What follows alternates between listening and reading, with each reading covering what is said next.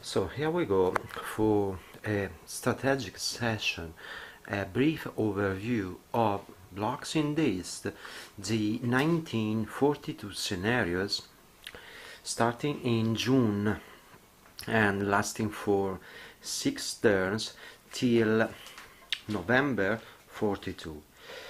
As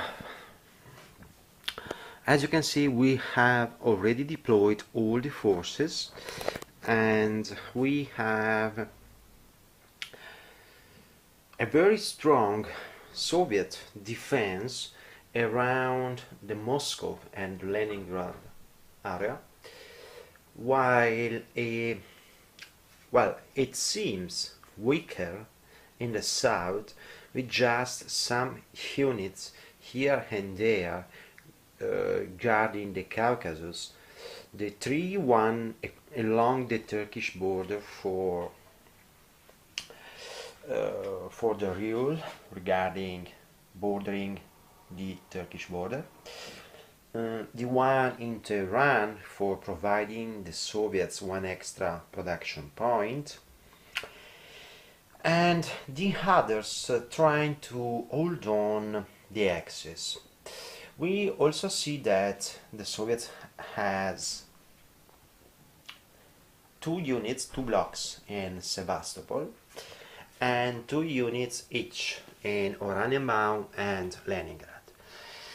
So I have already prepared an overall strategy for the axis, and the main idea is, as we need 2 victory cities, so those marked with the red flag, Leningrad in the north, Moscow in the center, Stalingrad on the Volga, and at a very impressive distance from the front line, Baku. But we also know that nothing is impossible for German panzers.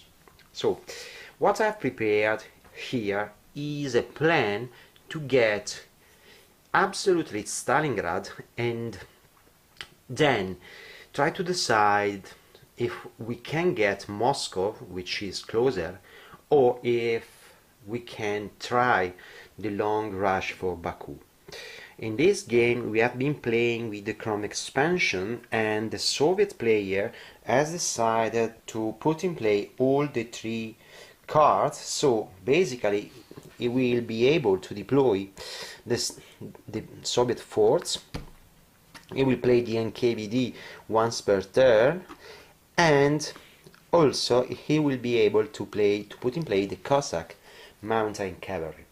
On the other side, the Axis player has decided to randomly choose an equal number of spheres, and so he got major pride with increased Hungarian capability and deployment, but unfortunately we need to downgrade German production from 36 to 35, and instead we will increase Hungarian production from 1 to 2, and we have also deployed the Manfred base Hungarian tank factory in Budapest. Thus the Hungarians will have a sort of panzer boosting and also an elite panzer unit starting from January 43, but this is not our story because we will finish the game in November 42. The other card we have drawn from the deck is von Richthofen takes over, granting us a certain amount of advantages in terms of bombing and air supply capability, and so we have a good incentive for going for the Caucasus. Now, back to the main situation. What I have in mind is that, as you can see here, we have some units in double level. Those units, for example these ones around Sevastopol, are marked in one over the other just to highlight where the main attack will be conducted by the Wehrmacht. And as I want to try to extend our line along the Don, this is the main goal. So what I want to do is to reach Voronezh and hold the Don line. To do this, the first thing it becomes obvious is that I need Rostov. Rostov is the Caucasus gate, and not only it's worthy because of being the only rail going to the Caucasus, except for the one from Stalingrad, but also if I get Rostov I can get another Panzer headquarters, which is Maximilian von Paix, Army Group B, and then getting Grozny will provide the Wehrmacht with the Chechen warriors. The other city I need is Voronezh.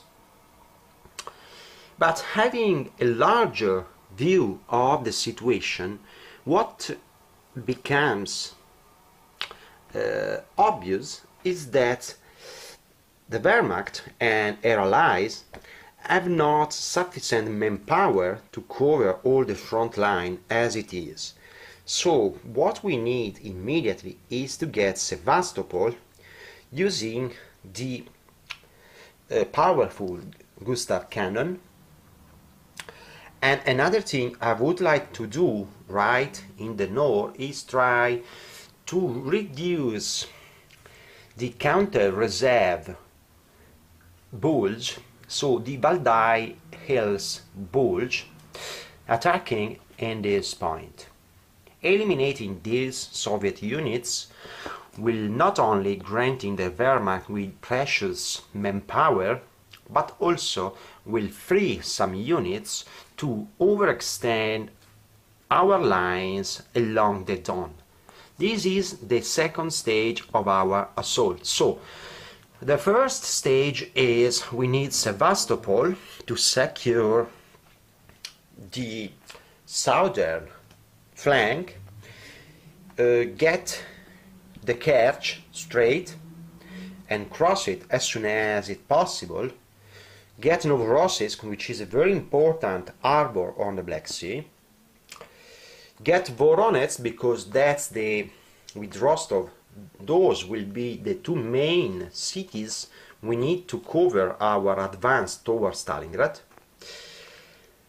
and get the Bulge, okay, and in the extreme north we want to try an attack with the Finns, trying to isolate Murmansk and siphoning some Soviet units and production points there. As they have only one rail there, it's not a very good, it's not very easy for the Soviets to redeploy their troops there. So I have put my panzer on, and now the first thing I will start doing is the production phase. So let's have a very quick look at the production.